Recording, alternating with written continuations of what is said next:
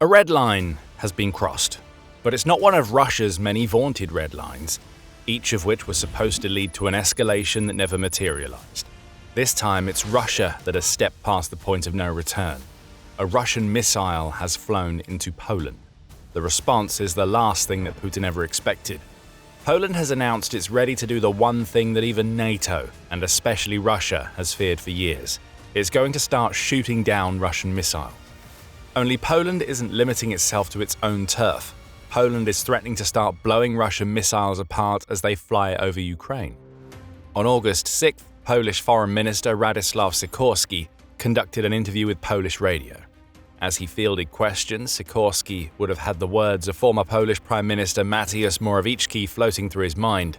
"No more Patriot missiles for Ukraine," was Morawiecki's declaration, which he made after it was revealed that Poland had handed over more Patriot missiles to its Ukrainian allies. Finally, he was asked about those comments during the interview. Sikorski had an answer ready to go, and he shocked every listener when he delivered it. More and more people are dying, so the question arises, wouldn't it be better to shoot down Russian missiles over Ukraine rather than perhaps later over Poland? This is a subject for a very serious discussion, one that should not become a hostage to party political rivalry, Sikorski said. And just like that, Pandora's box has been opened. Poland's foreign minister has said on national radio that it would make more sense for Poland to simply blast Russian missiles out of the sky from its own turf and over Ukrainian territory than it would be to wait for the possibility of those missiles heading into Poland. Don't assume that the worst-case scenario for Poland could never happen, Sikorski is warning. Russia's aggression may not be confined to Ukraine.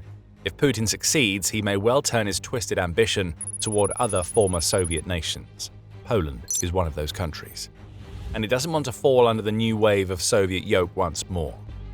Sikorski's comments haven't come out of nowhere. Poland's foreign minister has a very good reason to argue that his country should be shooting down Russian missiles over Ukraine before they head into Poland. And that reason can be traced back to an incident that took place toward the end of July. As Russia unleashed yet another of its barbaric ballistic missile attacks on Kyiv and the surrounding region, killing at least 9 people in the process, one of Russia's missiles appeared to go astray. Rather than hitting Ukraine, that missile crossed Ukraine's border with Poland and kept on going. Both NATO and Polish military aircraft were scrambled, and they observed the missile to ensure that it wasn't heading toward anywhere that it could be a danger to human life. The missile kept on moving. By the time it came down, it was about 90 kilometers inside Polish territory. The fighter jets had done their job. Russia's missile simply exploded in an empty field, leaving a massive crater behind. But the incident has raised plenty of questions. Chief among them, did Russia do this on purpose? Poland was prepared to shoot that missile down if it became a threat on Polish territory. The projectile was later identified as a Russian Kh-101 cruise missile, and CNN later reported that Poland and NATO combined to deploy a pair of fighter jets, a chopper, an early warning aircraft, and an aerial refueling tanker. The same outlet says that NATO's fighter jets were literally seconds away from blasting the Russian missile in the sky before it became clear it would crash down without causing any harm. Better to save the weapons that would have been used for a future, more dangerous event, seems to have been the logic. Following the attack, Poland's Deputy Minister of Defense, Cezary Tomczyk, revealed that around 24 missiles were tracked as heading in Poland's direction during Russia's bombardment. All but one eventually touched down in Ukraine. Still, that number is worrying. More than 20 Russian missiles could have entered Polish airspace. So if you're looking for context to Sikorski's remarks, there you have it. Poland's foreign minister isn't just saying that his country should shoot down Russian missiles over Ukraine for the hell of it. One of those missiles just hit Poland. Accidentally or otherwise, that makes every single Russian missile that flies in Poland's direction a threat. The threat should be destroyed, Sikorski is saying, even if that threat is still in Ukraine's airspace. What Sikorski is suggesting is a huge escalation. We can almost hear the complaints ringing out of the Kremlin as we speak. What right does Poland have to shoot down Russian missiles over Ukraine? The threats will come. The claims of escalation will be made. The Russian missile that just hit Poland will be ignored or, at best, claimed to be an accident. Russia will attempt to intimidate and cajole, which are both standard practices. But when it comes to Poland, Putin should be particularly worried that Sikorski and the Polish government will follow through on what they're threatening, because Poland has considered something like this before. Back in July 2024, the news broke that Poland was considering shooting down Russian missiles over Ukraine as part of a joint defense deal between the two countries. Again, Sikorski was at the center of the proposal, following an incident when Russian missiles had entered Polish airspace for about 40 seconds before diverting back toward Ukraine. Nothing came of the 2024 talks. But now the type of incident that Sikorski always feared has happened, and Poland is more ready now than ever before to start force-feeding Russia some of its own medicine. Poland has already started shooting down Russian drones over its own territory, as it did in September 2025, when Russia sent 19 drones into Poland in a single day. The KH-101 that entered Poland in late July would have been shot down if it represented a clear threat to life or a key facility. It's not a huge step for Poland to expand its shoot-down policy to Ukraine, at least in terms of the distance that would need to be covered by Polish defenses. But there's no denying one simple fact. If Poland follows through, this would be the sort of escalation that Russia never expected, and NATO has always feared. Many would say it's warranted. Piotr Wojka, who is the director of the Eastern Flank Institute, which is based in Brussels, tells LRT, neutralization would be the right answer in political terms, as Russians understand only force when it comes to the confrontation. Poland will be setting a dangerous precedent if it starts destroying Russian missiles over Ukraine, but the Kremlin would get the message that Poland is serious. And don't forget there have been rumors that Russia has its eyes on some sort of confrontation with Poland before. On July 3rd, The Telegraph reported that the US delivered several warnings to Poland about Russia planning some sort of armed provocation on Polish soil, likely to test NATO resolve. We'd say a missile crashing into Polish territory is about as armed as a provocation can get, and Poland knows it. Sikorski's words aren't empty. Poland knows that the Ukraine war has reached a tipping point, and Putin may turn his attention to NATO allies to distract his own people away from how poorly Russia is doing in Ukraine. The provocation has happened. Poland's foreign minister has responded by saying it's about time that Poland taught Russia a lesson. And if the debate is held and Poland starts destroying Russian missiles, this will be huge for Ukraine. There are two reasons why, and we're going to explore both right after this reminder that you're watching The Military Show. We cover potentially game-changing events in Ukraine and elsewhere every day, so make sure you're subscribed and have notifications enabled so you don't miss a single thing. So the first reason why this will be huge for Ukraine is pretty clear right now. Ukraine is having some serious problems dealing with Russia's missile strike. We mentioned earlier that the attack that saw a Russian missile into Poland also killed at least 9 people in Ukraine. Unfortunately, that sort of statistic is becoming all too common, and it's happening because Ukraine has practically run out of Patriot missiles that it needs to defend itself against Russia's ballistic missiles.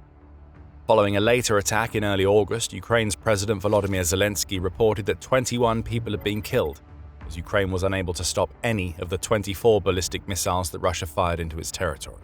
Ballistic missile interceptors could have saved the lives of those people today, Zelensky said. Unfortunately, Ukraine doesn't have the interceptors that it needs. Russia's campaign against Ukraine's civilians is escalating precisely because the Kremlin knows that Ukraine doesn't have what it needs to stop the Russian missiles. Patriot interceptors are practically gone, and they may not be replaceable. The US, which makes Patriot interceptors, reportedly only has about 800 of its previous stockpile of 2,300 left due to its war with Iran, and they are unlikely to be sold to Ukraine. All the while, civilians are dying, around 400 of them in July alone, and just shy of 1,400 in total during the first 6 months of 2026, which is 37% more than the same period in 2025. Poland has been helping where it can. We mentioned Morawiecki and his claim that Poland shouldn't be supplying Patriot missiles to Ukraine. That claim was made because Poland has been sacrificing some of its Patriot stockpile to help out. Poland supplied 5 of the batch of 35 Patriot missiles that Germany and its European allies delivered to Ukraine back in March. Morawiecki jumped on the decision because Poland's leaders made the unwise decision not to be crystal clear with the numbers when the transfer was made. Now we know it's 5. And though that doesn't seem like much, it amounts to 5 Russian ballistic missiles that failed to find their targets. Poland is hoping to do much more now, and not just with Sikorski calling for Russian missiles to be shot down by Poland over Ukraine. According to Reuters, Poland has proposed that it works alongside Ukraine and the US to build Patriot missile interceptors, following a claim that US President Donald Trump made during the July NATO summit in Ankara that the US would license Patriot technology to Ukraine. That licensing seems uncertain now.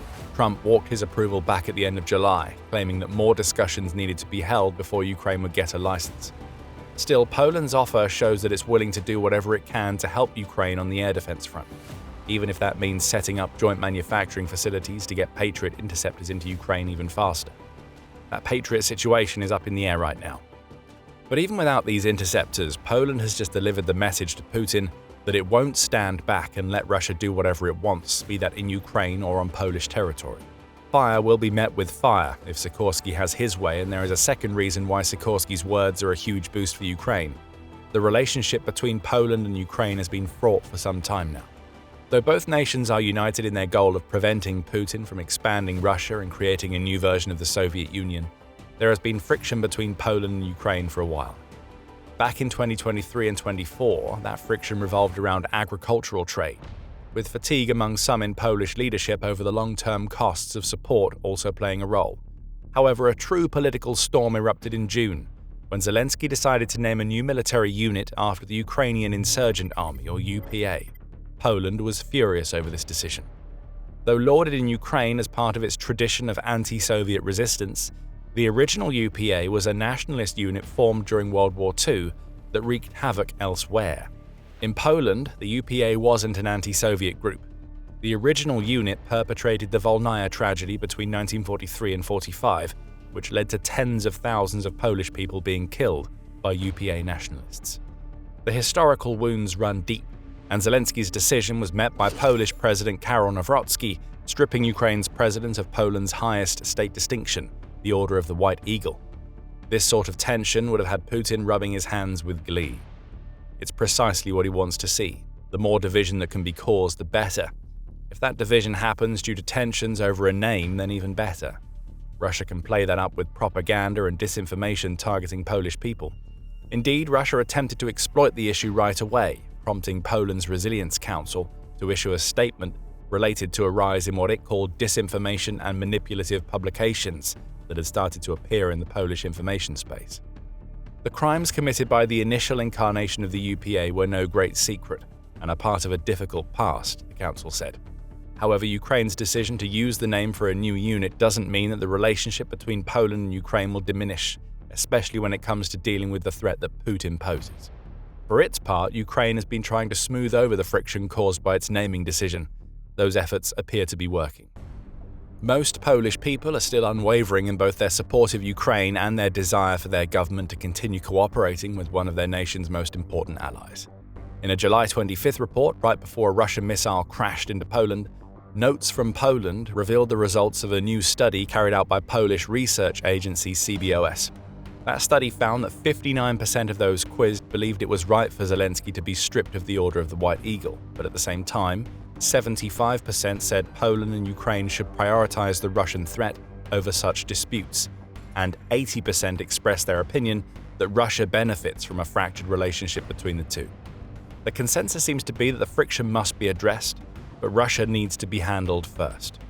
Division, which is what Putin wants to see, can't be allowed to happen, and it isn't. On August 6th, Ukraine's ambassador to Poland, Vasyl Bodnar, said that the most difficult phase in the diplomatic crisis between Poland and Ukraine had now passed. Tensions remain, he pointed out, but both nations are unified when it comes to stopping Putin and his insane ambition to create the Soviet Union 2.0. Now, and despite all of these tensions, Poland is talking about shooting down Russian missiles over Ukraine. If Poland follows through, that will be all the proof that Putin needs that his disinformation campaigns won't work, especially when Russia is dumb enough to start hitting Poland with its missiles. It's now clear why Ukraine benefits massively if Poland does what Sikorski says needs to be done. But let's look through a wider lens now. After all, it's not just Poland and Ukraine that would be affected by this decision. Poland is a NATO member. It was NATO fighter jets that were scrambled to deal with the Russian missile in Polish airspace. If Poland starts shooting Russian missiles down, especially in Ukraine, then what NATO feared will come to pass, an escalation that sees a NATO nation actively striking back against Russia. NATO has feared this type of response for years, but the incident in Poland highlights why somebody within the alliance needs to do more against Russia. Poland's missile crisis reflects the duality that exists within NATO. The response to Russia's missile was insanely fast. Russia's missile was only flying in Polish airspace for 6 minutes, but that was enough time for NATO and Poland to scramble choppers and aircraft to deal with it. Threat detection and response times aren't the issues. It's what happens once the threat is confronted. Nothing. We saw that in late July. Russia's missile was seconds away from being shot down, but it wasn't. Debate had to happen first because there is no policy set in stone that says NATO destroys anything Russian that enters its airspace. Poland ended up shadowing the missile and waiting until the last second to determine if it was going to crash safely. The fact that the missile did eventually strike Poland somewhere that it couldn't cause damage isn't the point. NATO being slow to pull the trigger is. NATO could have used this incident to send a collective message to Putin that what Russia pulled in Poland won't be tolerated. Instead, Russia has learned that a missile that travels 90 kilometers into the airspace of a NATO member won't be shot down unless NATO deems it absolutely necessary. That's not a lesson that NATO wants Putin to take to heart. Russia's leader will keep poking and prodding. More tests will come to see how far NATO is willing to go to avoid escalation. Fear of Russian reprisal exists in NATO and Putin can sniff it out. There is so often talk, but minimal action. Once again, NATO declared that it will take all necessary measures to defend its territory after what happened in Poland. But Sikorski is now posing a key question: how much is too much? In 2025, Russian aerial assets tested NATO airspace 18 times, which represented a 200% surge. The situation is only getting worse. In July, NATO was forced to scramble fighter jets over 2 times more often than it had during the same month in 2025. The surge that started in that year has continued into 2026, and a Russian missile smashing into Poland is proof that Putin will keep pushing boundaries until he gets some pushback. Poland wants to be the nation that pushes back in a way that NATO never expected. At least that's according to Sikorski. What is very clear is that if Poland wants to start firing against Russian missiles in Ukraine, then the rest of NATO needs to unify behind that approach. On August 7th, CNN reported that US intelligence is once again warning that Putin is planning an attack on a NATO member, likely at some point during the next couple of years. Putin is a man who understands and responds to force. Deterrence isn't working anymore. Putin needs to learn that NATO will bite if Russia keeps poking and prodding. Missiles being downed by Poland over Ukraine would be a bite so savage that Putin will be forced to back off. But only time will tell if Sikorski's message becomes Poland's mantra in the coming months. As we wait to see what Poland does next, another of Ukraine's allies has just taken a massive step toward hurting Russia. The US Senate has taken the first step toward passing a crucial bill that would put more sanctions pressure on Russia than ever before. There are hurdles to jump, but the bill could be a game changer, and you can find out why by watching our video. And if you enjoyed this video, don't forget to subscribe to The Military Show and enable notifications so you don't miss what we have coming next. And thank you for watching.